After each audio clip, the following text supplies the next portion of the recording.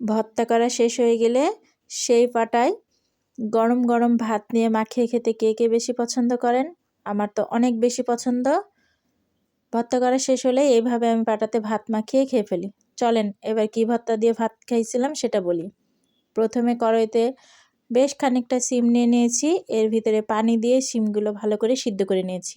এবার কড়াইতে বেশ খানিকটা সরিষার তেল দিয়ে এর ভিতরে দিয়ে দিয়েছি 1 মুঠ খানেক রসুনগুলো ভেজে তুলে নিয়ে এর ভিতরে দিয়ে দিয়েছি বড় সাইজের 2টা পেঁয়াজ কুচিগুলো ভেজে তুলে নিয়েছি। এরপরে দিয়ে দিচ্ছি অনেকগুলো শুকনো আর কাঁচামরিচ, এগুলো ভেজে তুলে নিয়ে ওই তেলের ভিতরেই শিমগুলো দিয়ে দিয়েছি, শিমগুলো ভেজে তুলে নিয়েছি। এরপর চলে গেছি শিলপাটায় স্বাদ অনুযায়ী লবণ দিয়ে সবগুলো ভালো করে মিশ্রণ করে পিষে নিয়েছি।